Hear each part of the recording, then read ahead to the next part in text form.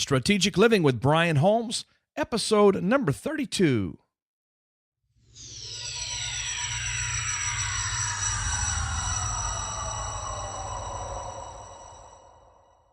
Hi, this is Ray Edwards from rayedwards.com, and you're listening to Brian Holmes, one of my favorite people and certainly one of my favorite podcasts.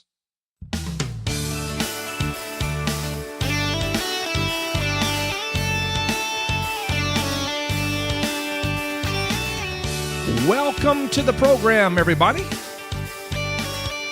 My name is Brian Holmes, and you have found the Strategic Living Podcast, where we are all about transforming minds, developing leaders, activating destinies, awakening dreams, changing nations. Hey, we want to see you healed. We want to see your mind renewed and transformed, your belief systems altered and changed. We want to see you discover who you really are and what God has uniquely created you to be and to accomplish. Well, we're talking about relationships. It's going to be a great episode. Let's just get started, everybody. Well, it's a wonderful day here in the Dallas-Fort Worth area, and I am thrilled to have you listening to the program wherever you are in the world. It's the beautiful thing about this online radio, this on-demand radio, what we lovingly call podcast. And as we've talked about on a couple of occasions, that name or that label is transitioning a little bit right now. But in any event, you're here and you are connecting with us, and we are so grateful for that. Well, we have been talking about relationships on the show, and last week specifically, we dealt with a number of things related to that. But I want to just start today's episode by posing a few questions to you. How do we navigate changes in relationships? Because change is inevitable. Another question to consider is, are all relationships meant to last for a lifetime? And, when you get into a great relationship, you certainly would like to think that it would last forever. But the truth is that's not always the case. What do you do when relationships are tested, really tested, when difficult things happen? There's a bump in the road, there's a severe test. How do you steward that? How do you deal with that? Well, here's one for you. How do you deal with this idea of transitions in relationships from one level to another? All of life is about moving from one level to another level. What happens when a relationship has that opportunity? Well, what do you do when a relationship's season has actually come to an end? Today on the program, we're going to be looking at these questions and others just like it. We're going to be talking about how to steward the different seasons in our relationships and how to deal with change and testing as those things take place in our lives.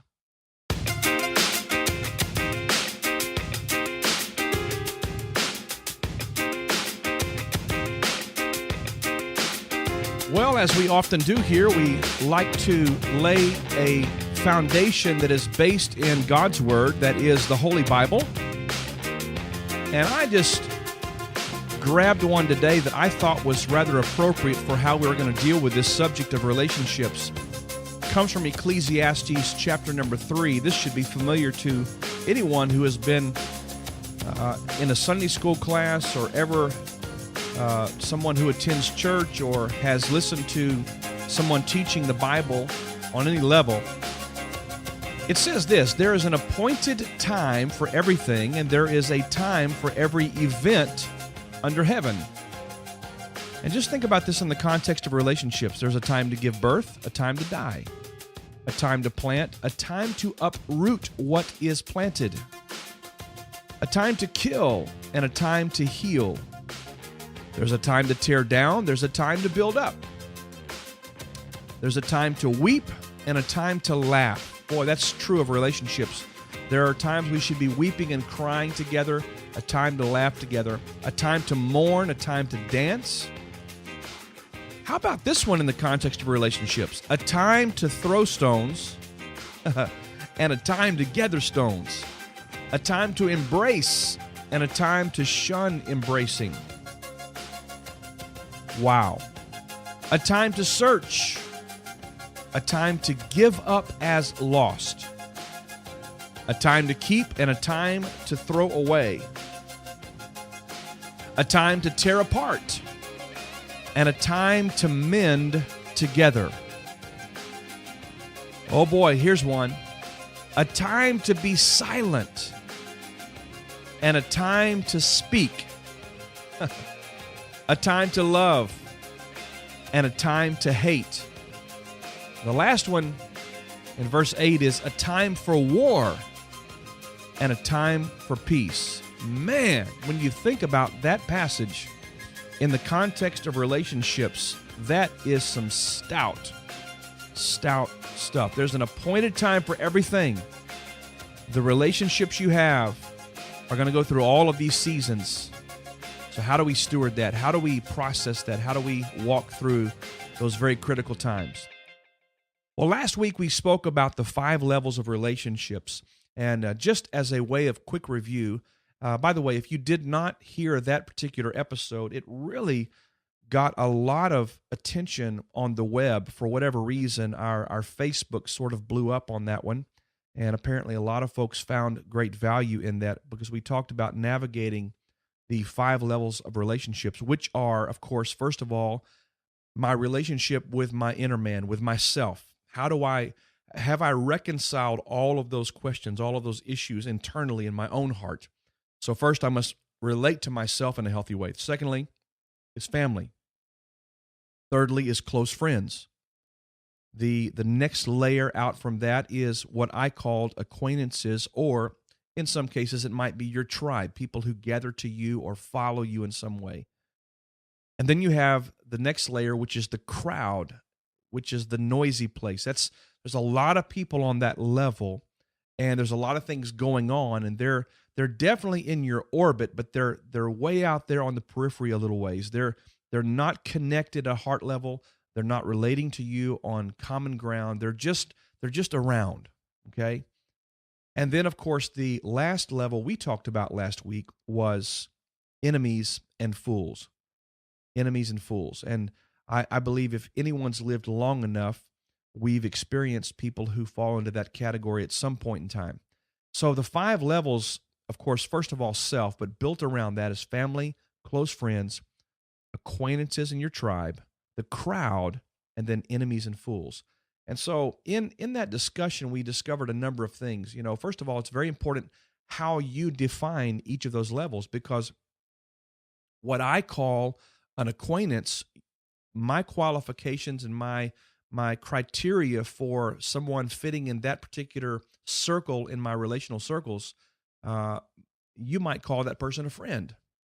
Someone who's a part of my tribe or even a part of the crowd in my world, you might consider them acquaintance, someone who is a little closer to you. So each person can really define each of those circles as they see fit. But for our purposes, we really talked about how each of those layers is so distinct and so different. And it's very important that you not have someone in your intimate covenantal friend circle who is just a crowd person, because that person is taking life from you and not necessarily adding anything to you.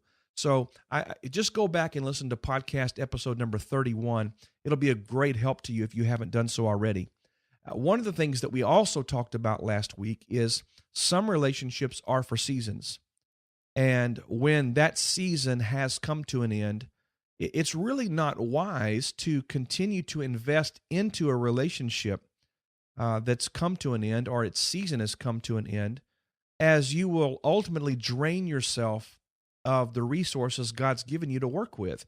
And please, let me clarify this. That is not to say that you cut somebody off and you just act ugly to them and you diss them and you really, all of that. No. I can be friendly with anybody.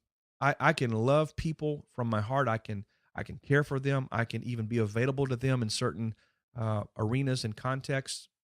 But when a relationship's purpose, a particular relationship's purpose has come to an end, that season's come to an end, then I must now be able to move that person from, let's say, a covenantal friendship circle into maybe an acquaintance or tribe circle, or move them out to the crowd.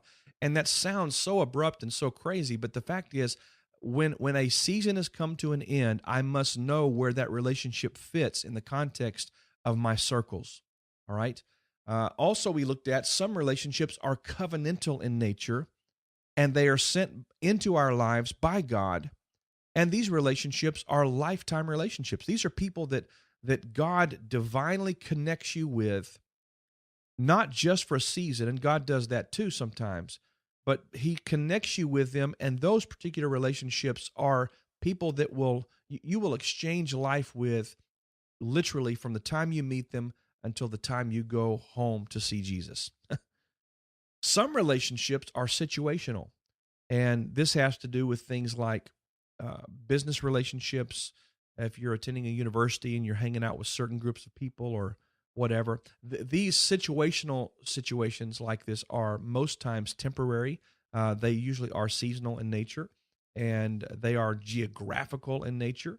And they, if you move from one city to another city, the relationships that you had in the context of the situation you were in one city, those relationships are going to change because you're not going to be in contact with those people anymore on the same level. All right. The other level we talked about were how some relationships are strategic.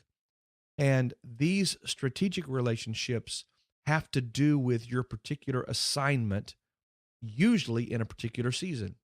In other words, God may cause your path to cross with an individual who their influence, you doing life with them, your connectedness to that individual in this particular window of time actually will add something of value to God's purposes in your life in that window of time. And so we have to be aware, are these seasonal relationships, lifetime relationships, situational relationships, or strategic relationships? All of them are important, but we must be able to place them correctly. The last thing I mentioned last week in relationship to this whole idea is that all healthy and godly relationships should be mutually beneficial for the common good. In other words, a true relationship is never one-sided, never. It is always an exchange of life. I'm adding value to someone else. That individual's adding value to me. And there may be seasons that we go through in that relationship where the other person is more needy. They're going through struggles. They're having difficult times. And in that season, I'm doing a lot more giving than I am receiving. That's okay. The fact is, though, as that relationship grows and processes through those seasons, that becomes reciprocating. And I may go through a difficult time, and that person is propping me up and helping me to stand and being a source of encouragement for me. So it's that exchange of life. So all healthy, all godly relationships are mutually beneficial. Now, I want to just lay this down real quickly here, and that is that a person who is in a particular one of these circles we talked about last week in this season may move in the next season. You could have someone who's in the crowd for 2 or 3 or 4 years in your life, but in a particular season, that person rightfully and in a very godly sense, God moves them into your inner circle. There's a graduation, there's a level that's attained in that relationship that constitutes them moving from one place to the other. So that movement could be in closer to you, or it could be someone who's been super, super close to you that actually transitions to one of the outer circles or a circle a little further away from you, relationally speaking. So movement is always happening, and we have to be aware of where those things fit. Now, today, I want us to look at the inevitable testing and change that must come to every relationship. That's right. Every relationship will experience testing. Every healthy and growing relationship will experience change. It is inevitable. It must happen. The question is, how can we steward it in a way that produces a very positive, a very meaningful result and consequence in our life? So it's not a matter of whether or not change or testing is coming to those relationships. It's a matter of when, and it's a matter of how will we handle it? How will we steward it? So the natural organic path of a relationship is growth. Matter of fact, everything in life is really designed that way. As a matter of fact, someone said living things grow, growing things change. I'm going to say that again.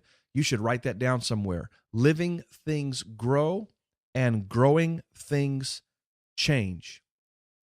Anything in creation that is healthy is in a constant state of flux. The human body is regenerating itself every moment of every day. Cells are dying, cells are being created, cells are being regenerated, blood is flowing. Your skin is constantly being restored and made new.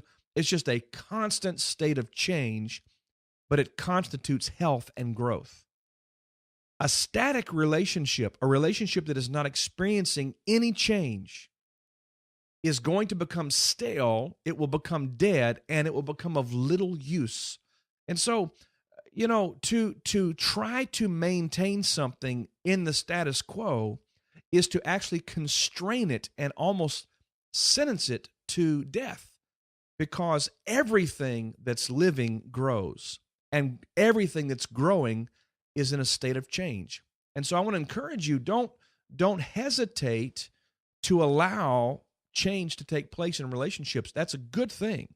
It's a good thing. It's a good thing in your life, as a matter of fact. Living things grow and growing things change. And I would encourage you, if you are not growing and if you are not changing, then you might want to really look at your life as a whole, because that means that really you're dead man walking. And none of us want to be in that place whatsoever. Now, every relationship will be presented with opportunities to grow to another level. Every relationship will be presented with opportunities to grow deeper roots and a deeper sense of meaning. Now, I want to just stress to you, that doesn't happen by osmosis. It happens out of intention. It happens because life is built this way. And specifically, there are three things that bring change into a relationship. Three basic categories that can produce change, positive or negative, in a relationship. The first one is testing. The second one is seasons. The third is personal choice. Again, there are three things that can bring change, or do bring change, positive or negative, into relationships. One is a place of testing. Also, seasons, the season you're in your life, or the season the other person's in their life, those seasons dictate change. And then, of course, personal decisions or choices that we make in a moment of time or on a day-to-day basis, those things can necessitate change in a relationship. Testing, seasons, and personal choice. Let's talk about testing just for a couple of moments here. Testing in a relationship is inevitable. Let me give you this analogy. Every one of us have gone to elementary school, junior high school, or middle school, and hopefully high school, some of us university, etc. And each of those grade levels require benchmark moments where we are tested on the strength and the aptitude that we have garnered to this point in that particular grade level. In other words, to graduate from one level to another level, testing is applied. Well, I'd like to state to you that relationships are no different. If my relationship with an individual is going to grow to a new level, it stands to reason then that a test is going to be applied somewhere. There's going to be a test of our character, a test of our will. There's going to be an opportunity for us to hurt somebody's feelings, whatever the case may be. But something's going to come to test the relationship so that the relationship has an opportunity to graduate to a new level. A number of years ago, this has been, 8 or 10 years ago, I have a very, very precious friend, a person who has been a mentor in my life. I've had the privilege of serving and helping him in his assignment and the thing God's given him to do in the earth. And we were fairly early in our relationship. This has been maybe 10 years ago now. I'm not sure. It's been quite a while. But one day we were driving from my home here in Dallas to DFW Airport, and that particular day, I just noticed that my friend was very, very quiet, very introspective, and knowing him as long as I had to that point, I certainly recognized and sensed something's up, okay? And so I just asked very respectfully, hey, is there something you want to talk about? Because something's going on. And at first, he was reluctant to say anything. And because I really, really am the kind of person who, if I sense something's going on in a relationship, I'm going to press until we get somewhere because I really value relationships. And I pressed a little bit, and finally this person said to me, Brian, every relationship is tested. It has to be. And if a relationship is going to move from one level to another, then a test must come. And he says, I just feel real strongly that God is showing me that our relationship is about to be tested. And of course, my heart sunk because I'm like, man, what does that mean? What does that look like? And I will tell you, most times you can't plan for that. You can't even prepare for it, except that you would have your heart in the right place. And sure enough, a few weeks later, maybe a couple of months later, I'm not sure exactly the time frame, but there was an incident where in a conversation, in a group setting, I made a pretty strong statement about something unrelated to he or myself. And that statement actually connected him back to a time when he was a much younger man, when someone else had said something very painful and hurtful to him. And my words, although they were not directed at him, brought up all of these feelings and these fears and these insecurities and these challenges on what had happened years ago that apparently had not yet really been healed in his own heart. And at that moment, because of the feeling and the intensity of what that conjured up in his mind and in his heart, of course, it brought our relationship into question. And that evening, there was great emotion. There was a lot of pain and hurt. And in this particular case, I had not done anything specifically to him to hurt him, but it was just this opportunity for us to process through something together. And over the course of several days, we talked, we shared, I recommitted and re-upped my faith in God's purpose in our relationship, and we literally had to walk through that moment in that season over the course of weeks, actually, in order to get beyond it. And here was the end game. The end game was God was wanting to take the level of relationship between the two of us to a whole different level. He was wanting us to have something that we didn't have before this test was administered. He was wanting us to develop a deeper level of trust and security with the other person's heart. And in order for that to be developed and that to be proven, there had to be a test administered. And many times these tests come in the form of a traumatic event. It might come as something that seems like or feels like a very strong offense. It could be very difficult words or things that are spoken that even when they're misunderstood, they weren't even intended to come across the way they did. Many times I find that words are the source of these tests, where people's feelings are hurt, where it opens up an old wound, whatever the case may be, but testing comes in those ways. I've also seen where betrayal or misunderstandings, these things test relationships, motives, etc. Well, reaction or overreacting or reacting prematurely to any of those types of tests can produce an unwanted result or an unwanted outcome. If you allow your emotions to get the best of you in the moment of testing, many times we will sabotage or destroy the opportunity that God's put before us to go to the next level. A mature individual who truly values relationship will be very careful to steward this moment of testing. First of all, it has to come with an awareness. Okay, man, this could be a test, and God may be giving us the opportunity to take this relationship to a deeper place, a stronger level. But it takes a mature individual who really values relationship,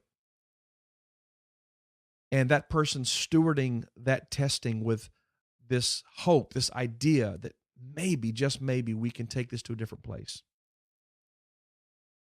Here's something that I do know. If you pass the test, you graduate.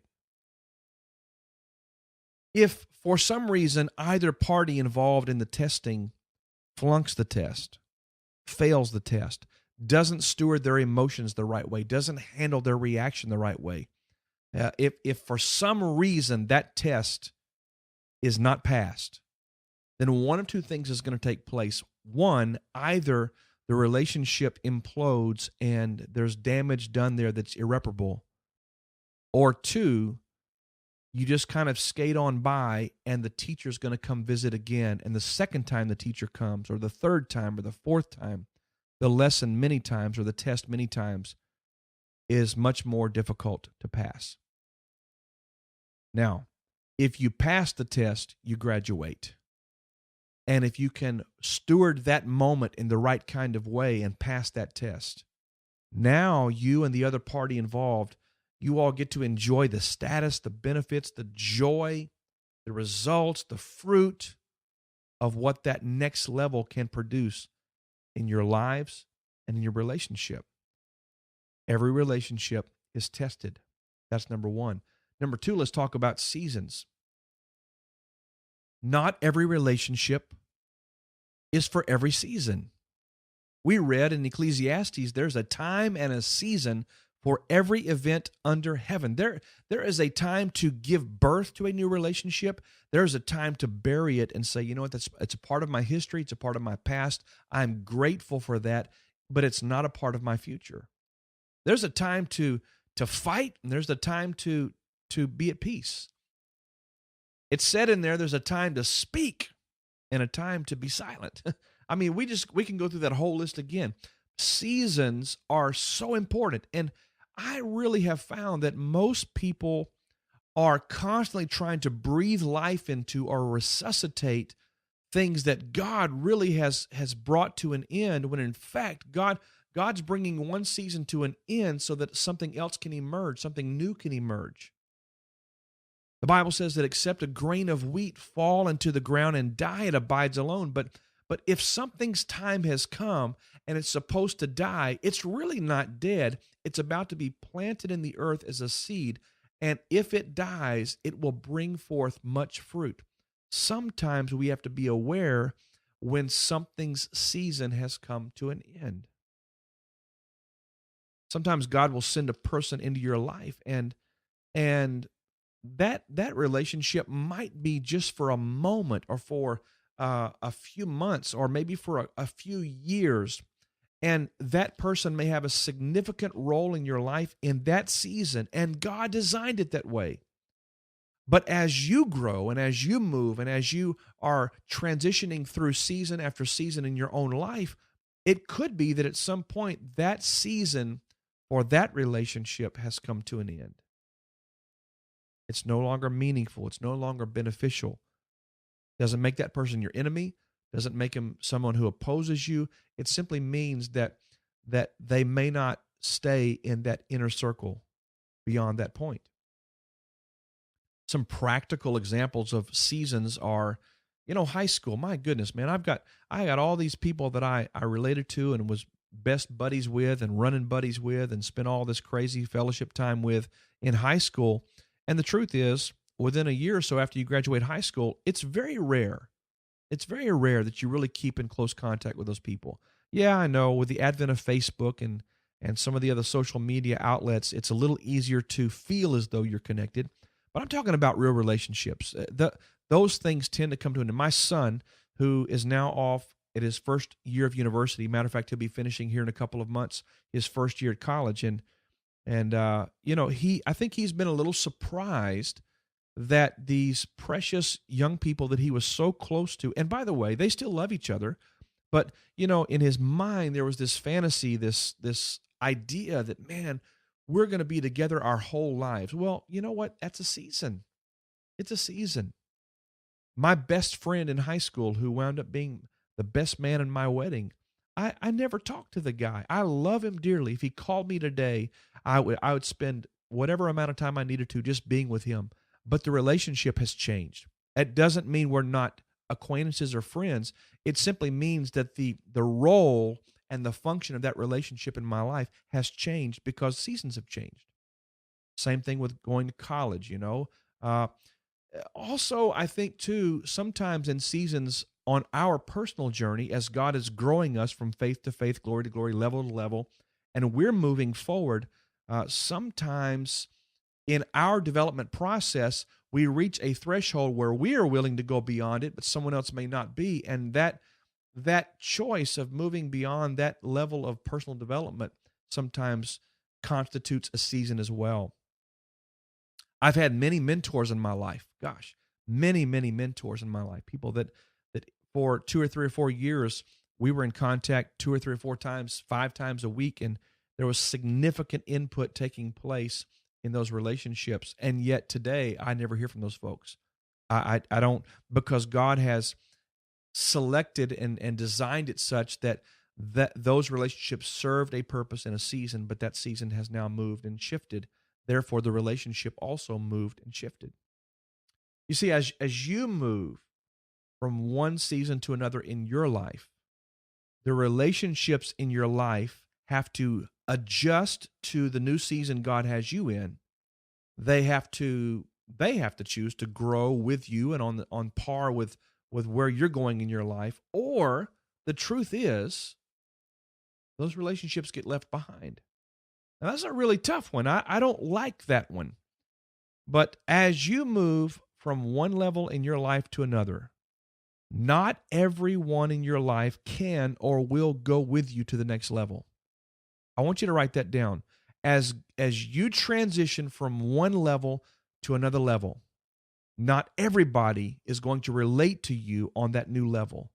As a matter of fact, there's so many examples I could bring forward on this, but the truth is that, if you decide to better yourself and to really shift something, and we'll talk about choices, personal choices in just a moment, but man, can't you point to some place in your life where you moved from one season to another and people that were very important in your life in that season, they just weren't going with you to the next place. They're just not going to go there. That's not their path, or maybe they're just not committed to personal growth the way you are, whatever the case may be. But at some level, you must understand that as you transition from faith to faith, glory to glory, level to level, success to success, not everyone in your life can or will go with you into that next season. It's just so important to understand. Not everybody is going to make the transition with you. Now, I do want to talk about the third category here for just a moment.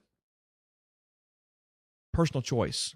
Much like seasons, I want to just point out to you that when you make a conscious decision, a choice to make significant changes in your life, or maybe in the direction that you're going in your life, maybe you just say, you know what, I need to make a little bit of a course correction here. When you decide to make that change, this creates a demand on your present relationships that requires an answer. And I don't mean you ask a question. I'm simply saying the very fact that you made a decision to make a significant change in your life or a significant change in the direction you are headed, that choice, that decision creates a demand on your present relationships that at some point must be answered. It's kind of like this. And this revelation sort of came to me personally just in recent seasons.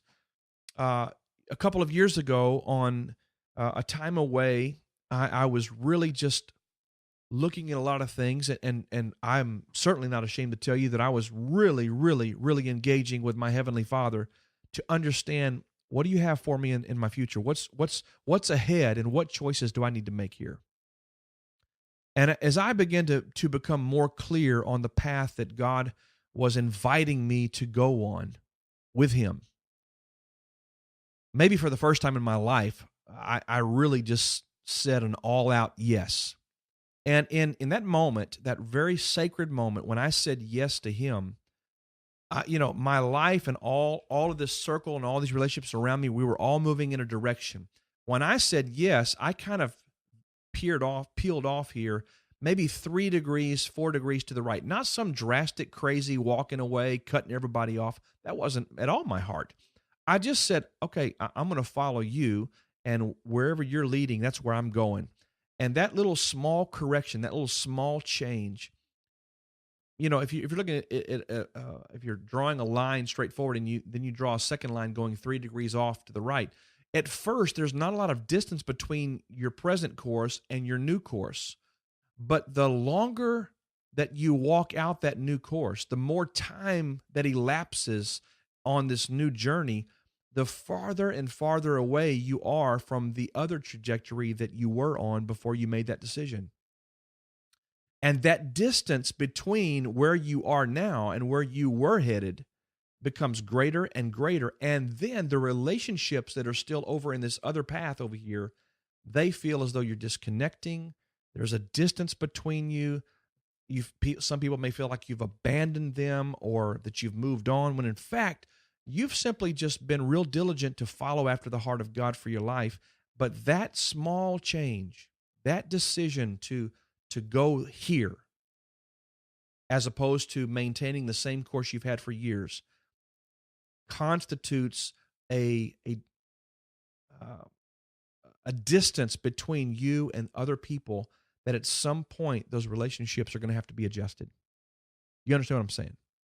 So, if you've lived a party lifestyle and you've been, living it up and having a great old time, and you say, you know what, I just, for where I need to go in my life, or the things that I know God has for me, I've got to make a decision not to be that person anymore. Well, guess what?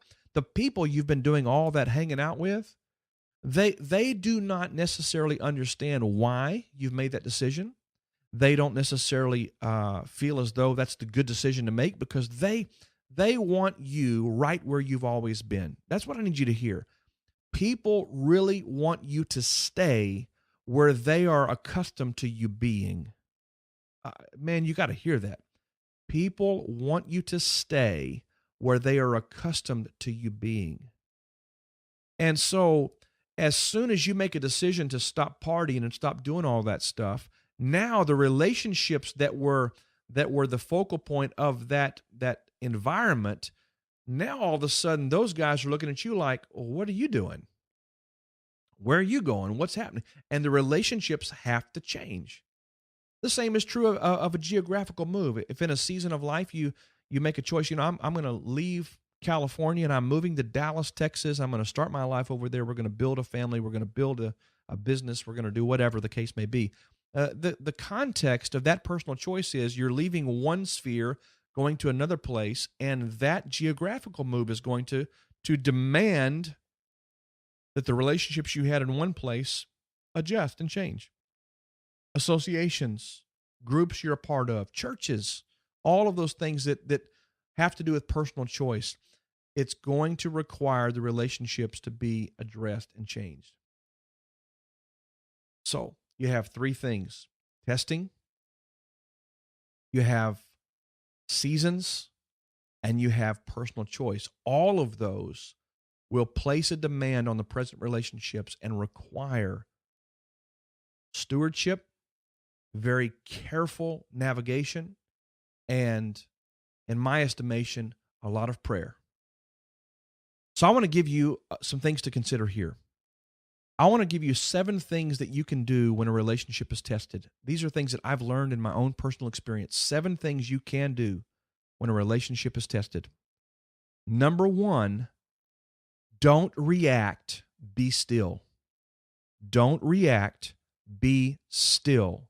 You say, well, when something traumatic happens in my relationship, I got to do something. You know what? Most times when you react instinctively to something, you do more damage than the test itself. So my strong recommendation to you, your first response is to not respond. Just be still, breathe, let it settle, let the dust clear. Number two, I want to strongly encourage you, when you recognize that a relationship that you are in, that you value, is being tested, I'm going to strongly advise and recommend that you take that situation to prayer. I'm not trying to be religious. I'm not trying to be over spiritual here. I'm simply saying that the Bible says if you ask God for bread, He's not going to give you a stone. If you are a seeker of wisdom and you are inquiring of the Lord to help you to know how to handle a situation, and even more so, maybe how to even see it, if you can get His perspective, heaven's perspective on what's happening here, you might see that, you know what, this is an opportunity. It's not an egregious act. It's an opportunity for us to go to the next level. So first of all, be still. Secondly, you need to go to prayer and ask the Lord for His insight, His wisdom. Number three, look in the mirror and take personal accountability. Somebody said it takes two to tango. Well, yes, it does. But I'm going to take it a step further here. Relationship is the exchange of life. There is no such thing as a relationship without two people being involved. Therefore, if a relationship is being tested, each person in the relationship has some accountability as to the outcome of that test. And before you go pointing your finger at someone else's shortcomings, their offense, whatever they might have said or done, before you address that, check your own heart first. Make sure that you've looked at yourself and taken accountability for what part in this test you must take. Number one, be still. Number two, go to prayer. Number three, look in the mirror, take personal accountability. Number four, when you recognize and you know with assurance that your heart is right, then and only then do you go to that person for conversation and talk. Now, I'm going to just jump up on a soapbox here for about 30 seconds and tell you it really grieves me and it really aggravates me that most people, when there's a test going on or an offense going on or a misunderstanding, or if there are questions that are out there that are unanswered in a relationship, rather than going to the person who can give you the answer, many people will actually go to other friends or other acquaintances or other relationships, and they will say, "What do you think about this?" And that constitutes gossip. It constitutes, in my estimation, a violation of the instruction of God's word. Because He said, if you have aught against your brother, or if your brother has offended you, if there's a challenge or a problem in a relationship between you and a brother, you're to go to that person and sit down and talk with them first. You don't bring anybody else into the mix until you have rightfully, with the right heart, gone to that person to try to resolve it with that individual. So when your heart is right, I believe it is absolutely scriptural and right for you to go to that individual and work it out with them. Number five, seek to understand. In that conversation, do not go in with guns blazing, with your agenda, with "it's all about me" kind of an attitude. You must seek to understand why the other individual in this relationship is hurting, why they perceived what they perceived, why they are feeling what they are feeling, why this test is meaningful to them and is a serious contemplative moment for them. Seek to understand where they're at. The truth about a relationship is this, is that when you truly love someone in a godly relationship, you are more concerned about their heart and about their feelings and about their concerns than you are your own. That's real relationship. That is the God kind of relationship. Therefore, I must seek to understand the heart of my friend before I am there to lobby for my interest and for my own personal agenda or outcome. So number 1, be still. Number 2, be prayerful. Number 3, look in the mirror and take accountability. Number 4, when your heart is right, go to that person and talk. And number 5, seek to understand. Really, truly, from an honest heart, seek to understand. Number 6, offer forgiveness. If they have hurt you, offended you, if somehow there's been something that has stung your heart, then you must offer. I love this relationship and I care about it. I value it enough. I want to extend forgiveness to you. I want you to know I forgive you for this. This offense, this issue is not big enough for us to throw away a relationship that we believe God wants us to walk in together. So you offer forgiveness, and when that person offers forgiveness to you, you receive forgiveness. It's an exchange. And then number 7 is reset. What do you mean, Brian? Reset.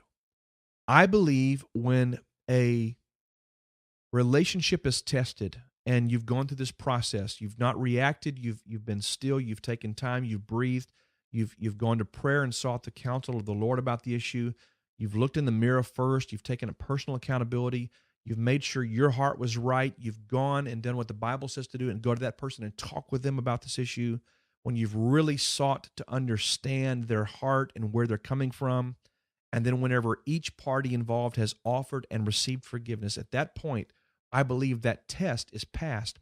But there's a real critical step that I believe must be taken, and that is you must reset. What does that mean? That means that you, after the fact, you look at, what can we learn from this experience? What do we feel as though God is wanting to teach us through this process? And furthermore, how do we believe this is going to enhance our relationship going forward? And are there any new rules of engagement that we should establish now in our relationship as a result of us having walked through this very, very healthy process? You reset, you talk about it, you debrief, and you reset for the future. You don't reset to the past, you reset to the future. So number 1, don't react, be still. Number 2, pray. Number 3, look in the mirror, take accountability. When your heart is right, go to the person and talk, seek to understand, offer and receive forgiveness, and then do a reset. Now, I want to just wrap this session up today by offering you another angle. We've talked about relationships being tested here and what to do, but what about just relationships changing? I want to give you a few things, 7 things to check, just 7 questions you can really look at and ask yourself when you perceive or when you discern that a relationship that you're in might be in a season of change. All right? Number 1, understand your season. You have to know where you are in the process of God's leading in His journey in your life. Know the season you're in. You cannot make judgments or make decisions or make choices about a relationship if you don't fully understand where you are in the process. So understand your season, number 1. Number 2, you must ask yourself this question: is this relationship coming to an end, or is it changing? Is the season for this relationship completely over, or is the new season going to constitute necessary changes and adjustments that we need to address and work through in relationship? Number 3, you must ask yourself this question: what is God requiring of you? And that's important because God sometimes will say, you know what, that relationship is no longer healthy for you. It's not good for you. Or this is a new boundary you must set with this relationship. You must redefine it. What is God saying to you? It's a question you have to ask. So understand your season. Is the relationship ending or changing? What is God requiring of you? Number 4, has your change in direction, like we talked about a while ago, if you've made a choice or a decision to change directions a little bit, has that change in direction constituted a separation or an adjustment?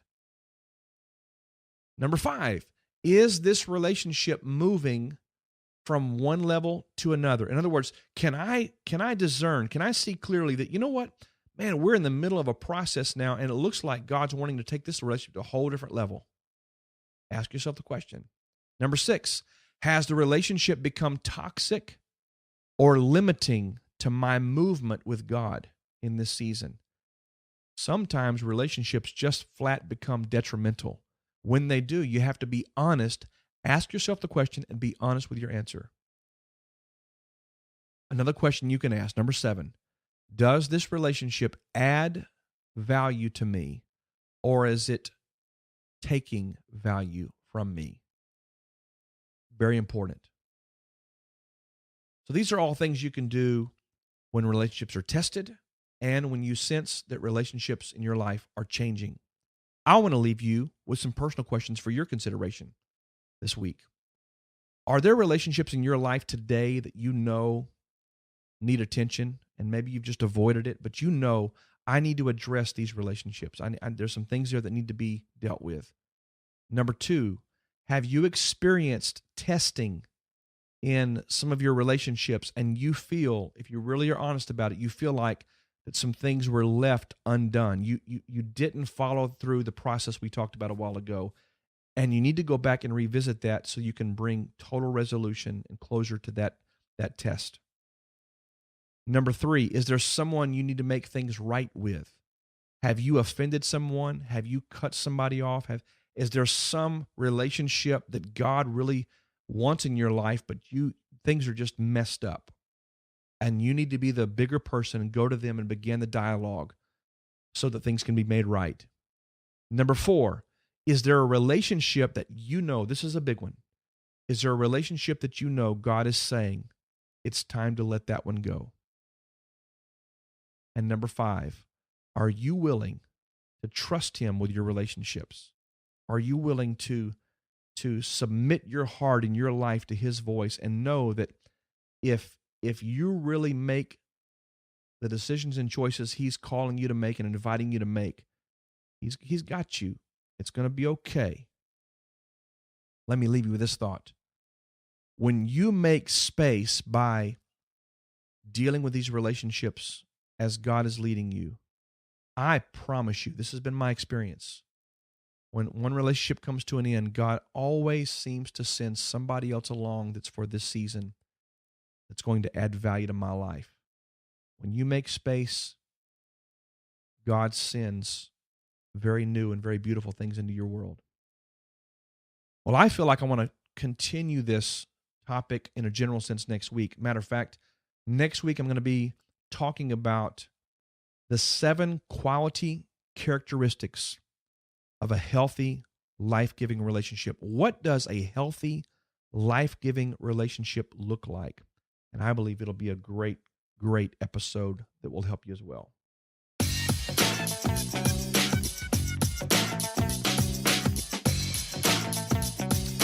Well, the episode's been a little longer than normal, but that's okay. I trust it's been a help to you. Well, a couple of quick announcements here. I mentioned last week briefly that we are going to be bringing the New Beginnings Encounter to Houston, Texas. We are presently working on dates, and we are having some conflicts on dates, and we're trying to work those through. But just keep listening. Watch the website. We'll be announcing that. If you're in the Houston area, really anywhere in Texas, and you can make it down there, I'm telling you, this event was so powerful in Dallas. We're just going to take it to another level and bring it to the Houston, Texas area very, very soon, so be watching for that.